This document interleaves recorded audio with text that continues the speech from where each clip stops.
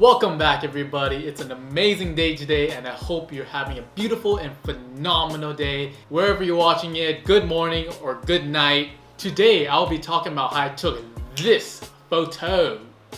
Why this photo in particular, you may ask? Well, this photo apparently it did pretty well on Instagram. It's probably the most liked and most comment, most shared, most saved, most blah blah blah photo ever on Instagram for me. Honestly though, when I posted this photo, I never realized that it would have gained this much attraction, but I guess it did.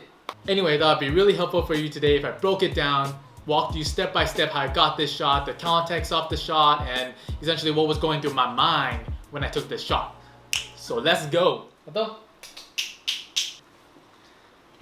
So I took this photo back in August 2019, and upon looking back at it again, the first thing that definitely stands out to me is the location of the shoot and the surrounding in this photo. So this location actually called the Loft Garden Oasis.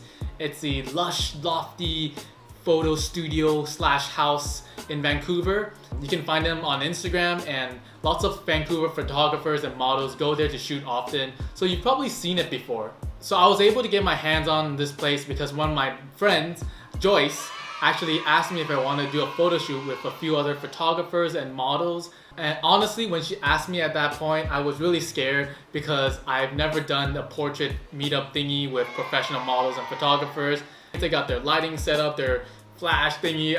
I don't even know what to call it, but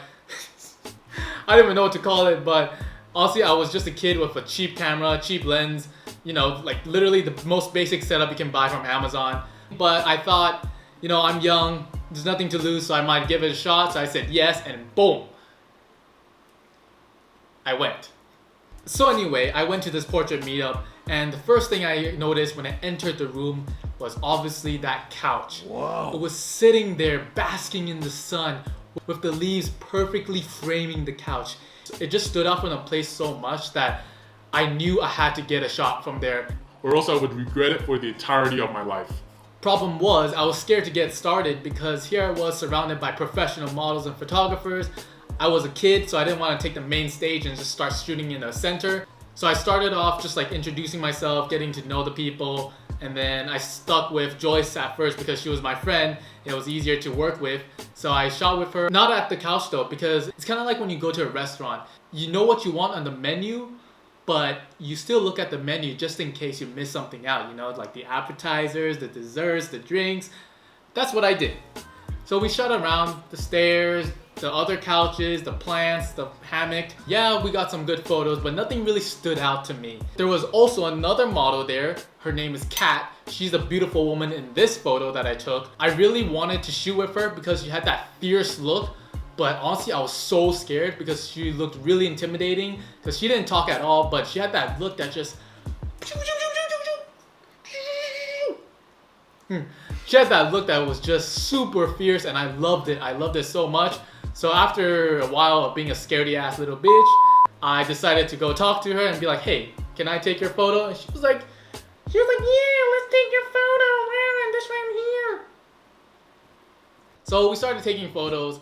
Around the sofa, same thing. I didn't go to the couch immediately because I don't know, I was scared of when I take that chance I could go full on at it. So we shot around kind of like the other couches, the plants again.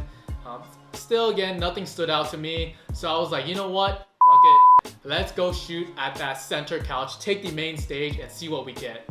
Well, so I told her to get on the couch, and it was kind of frustrating because I knew I wanted to get a dream shot there, but I didn't know exactly how to pose her to get that shot, you know what I mean? It's kind of like you know you want something, but you don't know how to get there, yeah? So I played around with it. The couch is pretty big, so I told her to lie down on one side and have the light shine in from the side. I started to see what I wanted, but there was still something missing in the photo. So I was looking around. They actually have a lot of vintage decor and accessories you can play around with and take photos with, and I spotted that vintage phone. That vintage phone is just the thing I need. I wanted to give that a gossip girl kind of lounging vibe, chillaxing, gossiping with the girls. So I told Kat, I was like, hey, take this phone and imagine you just broke up with your boyfriend, but your boyfriend called you back. He said, I'm sorry, I want you back. And you're on the call with your girls and you're like, Ish, I don't want him back. I don't want him back, right? He ain't no boy. Boys are trash. Men are trash. Right? Men are trash. You're a woman. Yeah, so I told her to embody that kind of idea. Have your phone around your ear, just pretend like you're talking. I also told her to kick her feet up to emphasize that fun, lounging emotion. At first, her jacket was above her shoulder and looked really closed off, so I actually told her to slide it off a bit just to seem like you're at home, kind of just chillaxing with your frenzies and stuff. I kind of used the plants to frame the photo as well, kind of some on this side and some on that side, just to make her pop out of the photo more. And keep in mind that this is all natural lighting, because even if I had a legit studio lighting setup, I wouldn't know how to use it or where to point it at. So I was really grateful to have that sun just perfectly basking on her and just like shining on her in the perfect way.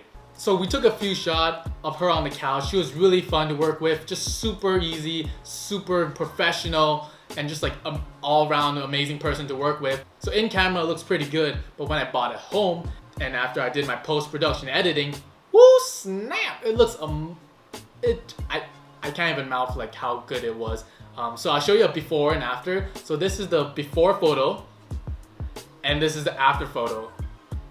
What I did was I wanted her to pop out of the photo, so I toned down the saturation of the greens and I toned up the saturation of the orange. So I want to make her pop out in the center frame of the photo. In the end, I really think that this photo turned out way better than we ever imagined, and I'm super happy for that. I think the reason this photo turned out really well is because when I took the photo, I had an emotion in mind and what I wanted to convey to the audience. So like the girls could relate to how men are all trash, and men can relate to how they're all trash. I also added the cliche yellow text at the bottom just to emphasize that point. I think it just makes the photo more whole.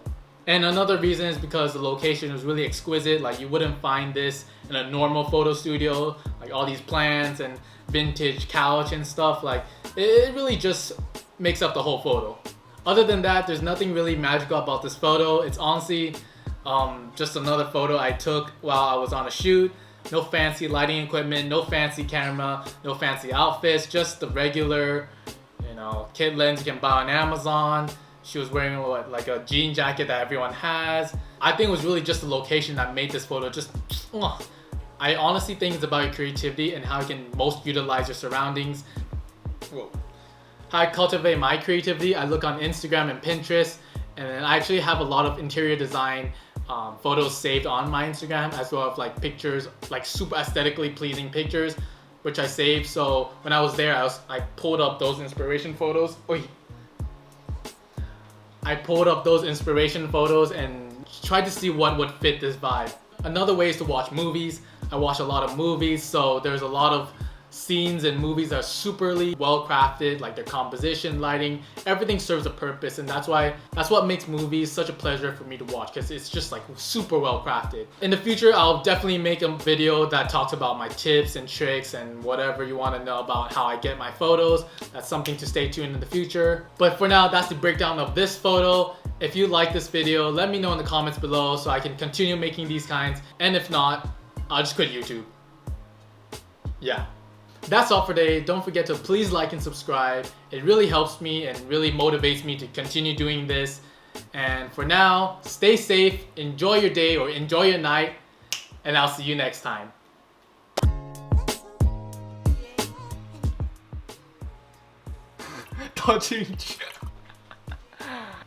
I told my grandma to record pouring the drink and just to record it normally, but she's nervous.